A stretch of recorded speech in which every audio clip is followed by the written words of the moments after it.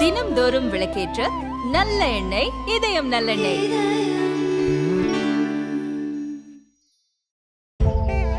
Dear Appa and Amma, this is my time to give you back. Ananya's Nana Nani Homes, a paradise for senior citizens. இனிமே கண்ணை மூடிட்டு கடலை எண்ணெய் வாங்கலாம். ஏன்னா மந்த்ரா கடலை எண்ணெய் இதயத்தின் தயாரிப்பு. வணக்கம். செய்தி சுருக்கம். காலம் மாறி போச்சு. காத்திருக்கும் அதிமுக. 2021 சட்டசபை தேர்தலுக்கு பின் அதிமுக கூட்டணியில் இருந்து பாமக கழன்று கொண்டது. பாஜகவுடன் ஏற்பட்ட உரசல் காரணமாக அந்த கட்சியின் உறவை அதிமுகவே முறித்துக் கொண்டது. பாஜகவை விலக்கியதால் யாரும் சோர்ந்துவிட வேண்டாம், லோக்சபா தேர்தலுக்கு வலுவான கூட்டணி அமைப்போம் என அதிமுகவினருக்கு நம்பிக்கை அளித்து வந்தார் பொதுச் செயலாளர் பழனிசாமி. அந்த முயற்சியின் துவக்கமாக மதுரையில் நடந்த STBI மாநாட்டில் கலந்து கொண்டார்.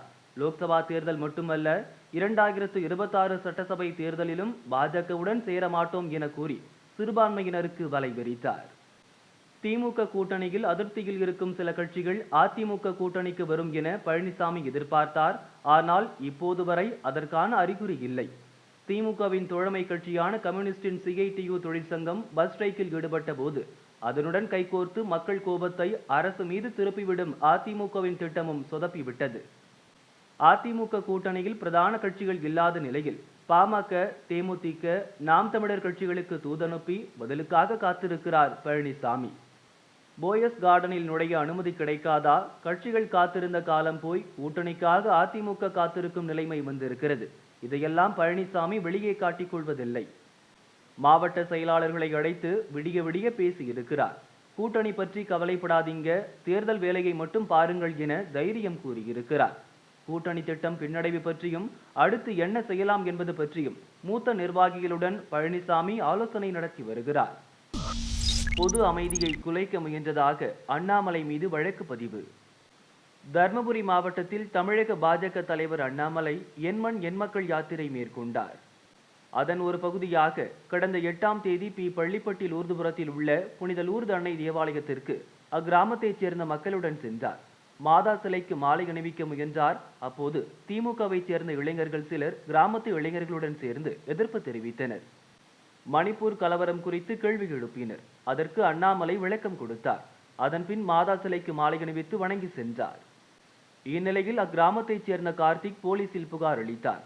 அதில் அன்னை ஆலயத்துக்கு அண்ணாமலை வந்தபோது மாதா சிலைக்கு மாலை போட உள்ளூர் இளைஞர்கள் சிலர் அனுமதிக்கவில்லை. இதனால் அண்ணாமலைக்கும் இளைஞர்களுக்கும் வாக்குவாதம் ஏற்பட்டது. அப்போது அண்ணாமலை, இந்த கோவில் உங்கள் பெயரில் இருக்கா? எதை வைத்து நீங்கள் தடுக்கிறீர்கள்? அதற்கான உரிமை இருக்கா என கேட்டார். இங்கு வந்து 10,000 பேருடன் தர்ணா செய்தால் என்ன செய்வீர்கள் என கேட்டு இளைஞர்களை மிரட்டினார் என புகார் அளித்தார். இதையடுத்து கலங்கத்தை விளைவிக்கும் உட்கருத்தோடு வேண்டுமென்றே ஆத்திரத்தை ஏற்படுத்துவது, பொது அமைதியை குலைப்பது, பொது அமைதிக்கு எதிராக பேசுவது என 3 பிரிவுகளில் அண்ணாமலை மீது போலீசார் வழக்கு பதிவு செய்துள்ளனர். தொடரும் கணவர் அட்டூழியம். ராயபுரம் திமுக கவுன்சிலர் நீக்கம். சென்னை மாநகராட்சி 51வது வார்டு திமுக கவுன்சிலர் நிரஞ்சனா, இவருடைய கணவர் ஜெகதீசன் திமுக உறுப்பினராகவும் உதயநிதி ரசிகர் மன்ற சென்னை வடக்கு மாவட்ட செயலாளராகவும் இருந்தார். இவர் 2022இல் ரோந்து போலீசாரை மிரட்டியதுடன் நான் தான் கவுன்சிலர் என கூறி அராஜகத்தில் ஈடுபட்டார். இந்த வீடியோ வைரலானதை தொடர்ந்து திமுகவிலிருந்து தற்காலிகமாக நீக்கப்பட்டார். தொடர்ந்து வண்ணாரப்பேட்டை நடைபாதை வியாபாரிகளிடம் மாமூல் கேட்டு மிரட்டினார். இந்த வழக்கில் கைது செய்யப்பட்டு சிறையில் அடைக்கப்பட்டார். ஜாமீனில் வெளியில் வந்தும் திருந்தாத ஜெகதீசன் வண்ணாரப்பேட்டை துணிக்கடைகளில் பணம் வசூலிக்க வேண்டும், அதற்காக ரசீது தயார் செய்து தர வேண்டும் என 51வது வார்டு உதவி பொறியாளர் மோதிராம் என்பவருக்கு தொந்தரவு கொடுத்து உள்ளார். அதற்கு மோதிராம் மறுக்கவே அவரை அடிக்க முற்பட்டார். ஜெகதீசனின் தொந்தரவு தாங்காமல் மோதிராம் விடுப்பில் சென்றார். இது குறித்து திமுக கட்சி தலைமைக்கு புகார் சென்றது. கணவரின் அட்டூழியத்தை கவுன்சிலர் நிரஞ்சனா கண்டுகொள்ளவில்லை என தெரிவிக்கப்பட்டது. இதையடுத்து 51வது வார்டு மாநகராட்சி கவுன்சிலர் நிரஞ்சனா ஜெகதீசன் கட்சி கட்டுப்பாட்டை மீறி அவப்பெயர் ஏற்படும் வகையில் செயல்பட்டு வந்ததால் திமுகவின் அடிப்படை உறுப்பினர் உட்பட அனைத்து பொறுப்புகளில் இருந்தும் தற்காலிகமாக நீக்கி வைக்கப்படுகிறார் என திமுக பொதுச் செயலாளர் துரைமுருகன் அறிவித்தார். கோயில் பூசாரிக்கு பளார். திமுக பெண் நிர்வாகி கோபம். திருப்பூர் காட்டுப்பாளையத்தில் உள்ள ரேஷன் கடையில் பொங்கல் பரிசு தொகுப்பு வழங்கப்பட்டது. முதலில் வந்த 30 கார்டுதாரர்களுக்கு வேட்டி சேலையுடன் பொங்கல் தொகுப்பு வழங்கப்பட்டது. அதன் பிறகு வந்தவர்களுக்கு வேட்டி மட்டும் வழங்கப்பட்டது. சேலை இன்று இல்லை, நாளை வந்து வாங்கிக் கொள்ளுங்கள் என ரேஷன் கடை ஊழியர் கூறியுள்ளார். அந்த பகுதியில் உள்ள நாகாத்தம்மன் கோயில் பூசாரி நாகராஜன் என்பவர் கடை ஊழியரிடம் சேலை கேட்டு வாக்குவாதத்தில் ஈடுபட்டார். திமுக கவுன்சிலர் ஜெயசுதாவுக்கு போன் போட்டு சேலை கொடுக்கவில்லை என புகார் கூறினார். கவுன்சிலர் ஜெயசுதா தகவல் சொன்னதன் பேரில் பகுதி திமுக பொறுப்பாளர் ஆனந்தி மற்றும் அவரது மகன் வந்தனர். ஏன் பிரச்சனை பண்றீங்க என நாகராஜை திட்டியுள்ளனர். இருதரப்புக்கும் வாக்குவாதம் முற்றியது. நாகராஜை ஆனந்தி கன்னத்தில் அறைந்ததாக கூறப்படுகிறது. நாகராஜ் இந்து முன்னணி மற்றும் பாரதிய ஜனதாவினருக்கு தகவல் கொடுத்தார். உடனே ஆனந்தியும் அவரது மகனும் அங்கிருந்து சென்று விட்டனர். இந்து அமைப்பினர் வந்து ரேஷன் கடை ஊழியர்களுடன் வாக்குவாதத்தில் ஈடுபட்டனர். அதிகாரிகளும் போலீசாரும் வந்து நாகராஜை சமரசம் செய்து அனுப்பி வைத்தனர். என் பேர் நாகராஜன். காலையில் கடைக்கு பொருள் வாங்க வந்தேன். பொருள் வாங்கும் போது வேஷ்டி சேலை கொடுத்துட்டு இருந்தாங்க. அப்புறம் கொஞ்ச நேரம் கழிச்சு வர சொன்னாங்க. வந்தேன். ஒரு பொருள் மட்டும் கொடுத்தாங்க. அப்போ எனக்கு 2 பொருள் வேணும்னு கேட்டதுக்கு அவங்க வந்து இல்லை, ஒரு பொருள் தான் இருக்குது, பொருள் வரலன்னு சொல்லிட்டாங்க. அப்புறம் நான் இவர் கவுன்சிலர் கூப்பிட்டு சொன்னேன். அவர் கொஞ்சம் பொருள் தான் வந்திருக்கு, பாக்கி வரலன்னு சொன்னார். அது பிறகு கொஞ்ச நேரத்தில் இந்த ஏரியா பொறுப்பாளர் ஒரு பொம்பளை வந்து ஆனந்தி, அவங்க பேர் ஆனந்தி, அவங்க பையனை வந்து என்னை அடித்தாங்க. தகாத வார்த்தையால் பேசி அடித்தாங்க. அதனால தான் இந்த கம்ப்ளைண்ட் கொடுக்குறேன். அதுமாதிரி காலையில் நிறைய பேருக்கு ஒவ்வொரு பொருள் தான் கொடுத்தாங்க. 30 பேருக்கு மேலே வந்து ஒவ்வொரு பொருள் தான் கொடுத்துருக்காங்க. இந்த பிரச்சனை நடந்த பிறகு அது பிறகு ஒவ்வொரு பொருளும் மறுபடியும் கொடுத்தாங்க. குடோனில் இந்த பிரச்சனை வந்த பிறகு இந்த பக்கத்து குடோனில் பதுக்கி வச்சுருந்தாங்க பொருளை. மறுபடியும் பொருளை எடுத்து கொடுத்தாங்க. கேட்டதுக்கு வைக்கிறதுக்கு இடமில்லைன்னு சொல்கிறாங்க. இப்படியே தேவையில்லாமல் மிரட்டுறாங்க என்னைய. ஏக்நாத் ஷிண்டே அணிதான் உண்மையான சிவசேனா. 2022ஆம் ஆண்டு மகாராஷ்டிராவில் ஆட்சி செய்த சிவசேனா உட்கட்சி பூசலால் 2ஆக உடைந்தது. ஏக்நாத் ஷிண்டே அணி, உத்தவ் தாக்கரே அணி என 2 அணிகள் உருவாக்கின. மொத்தமுள்ள 54 எம்எல்ஏக்களில் 37 பேர் ஏக்நாத் ஷிண்டேவுக்கு ஆதரவு கொடுத்தனர். அதன் பிறகு ஏக்நாத் ஷிண்டே தலைமையில் பாஜக கூட்டணி ஆட்சி அமைந்தது. சிவசேனாவின் வில் அம்பு சின்னத்தையும் ஏக்நாத் ஷிண்டேவுக்கு ஒதுக்கியது தேர்தல் ஆணையம். உத்தவ் தாக்கரே அணி சபாநாயகரிடம் முறையிட்டது. அவர் மனுவை கிடப்பில் போட்டார். சுப்ரீம் கோர்ட்டில் உத்தவ் மனு செய்தார். எம்எல்ஏக்கள் பதவி பறிப்பு விவகாரத்தில் தலையிட முடியாது, சபாநாயகர் தான் இந்த விவகாரத்தில் முடிவு செய்ய வேண்டும் என சுப்ரீம் கோர்ட் கூறியது. ஜனவரி 10ஆம் தேதிக்குள் முடிவை அறிவிக்க சபாநாயகருக்கு சுப்ரீம் கோர்ட் உத்தரவிட்டது. இந்த விவகாரத்தில் மகாராஷ்டிர சட்டசபை சபாநாயகர் ராகுல் நர்வேக்கர் தனது முடிவை இன்று அறிவித்தார்.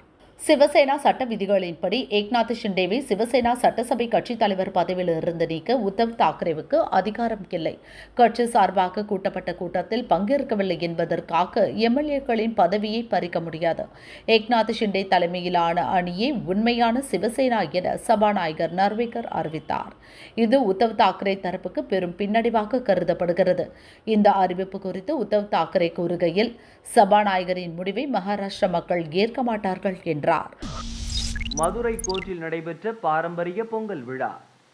பொங்கல் பண்டிகையை முன்னிட்டு வழக்கறிஞர்கள் சங்கம் சார்பில் மதுரை கோர்ட்டில் பாரம்பரிய பொங்கல் விழா கொண்டாடப்பட்டது. விழாவில் மாவட்ட முதன்மை அமர்வு நீதிமன்றம் நீதிபதி சிவகடாட்சம், தலைமை குற்றவியல் நடுவர் நீதிமன்ற நீதிபதி பசும்பொன் சண்முகையா உள்ளிட்ட பல நீதிபதிகளும் வழக்கறிஞர்களும் கலந்து கொண்டனர். பாரம்பரியத்தை போற்றும் வகையில் நடந்த இளவட்டக்கல் தூக்கும் போட்டியில் மதுரை காமராஜபுரம் பகுதியைச் சேர்ந்த வழக்கறிஞர் வேல்முருகன் இளவட்டக்கல்லை தூக்கி தலையை 3 முறை சுற்றி அசத்தினார். பரதநாட்டிய போட்டி, கயிறு இழுக்கும் போட்டி, சேவல் சண்டை, கண்கட்டி பானை உடைத்தல், சிலம்பம் சுற்றுதல் ஆகிய போட்டிகளும் நடந்தது. மாவட்ட நீதிமன்ற பெண் வழக்கறிஞர்கள் ஜல்லிக்கட்டு காளைகளை பிடித்து நின்றபடி புகைப்படம் எடுத்துக் கொண்டனர். பறவை, மோதிரம், நெக்லஸ் வடிவங்களில் ஜபு மிட்டாய் விற்கப்பட்டது. போட்டிகளில் வெற்றி பெற்றவர்களுக்கு நீதிபதிகள் பரிசுகளை வழங்கி வாழ்த்துக்களை தெரிவித்தார். 600 நாட்களாக உயராத பெட்ரோல், டீசல் விலை. சர்வதேச சந்தையில் நிலவும் கச்சா எண்ணெய் விலை மற்றும் டாலருக்கு நிகரான இந்திய ரூபாயின் மதிப்பு ஆகியவற்றின் அடிப்படையில் பெட்ரோல் மற்றும் டீசல் விலையை எண்ணெய் நிறுவனங்கள் நிர்ணயம் செய்து வருகின்றன. இதன்படி தமிழகத்தில் 2021 நவம்பர் 3ஆம் தேதியில் 1 லிட்டர் பெட்ரோல் 110.85 ரூபாய்க்கும் டீசல் 102.59 ரூபாய்க்கு விற்பனையாகின. இதுவே பெட்ரோல் டீசல் விற்பனையில் உச்ச விலையாக இருந்தது. இந்நிலையில் கடந்த 2022ஆம் ஆண்டு மே 21ஆம் தேதி மத்திய நிதியமைச்சர் நிர்மலா சீதாராமன் பெட்ரோல் மீதான கலால் வரி லிட்டருக்கு 9 ரூபாயும் டீசல் மீதான கலால் வரி லிட்டருக்கு 7.50 ரூபாயும் குறைக்கப்படும் என அறிவித்தார்.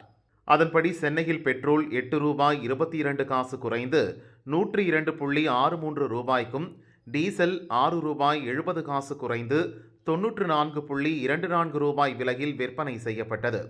இன்று 600வது நாளாக பெட்ரோல் ரூபாய் 102.63க்கும் டீசல் ரூபாய் 94.24க்கும் விலை மாற்றம் இல்லாமல் அதே விலையில் விற்பனையாகிறது.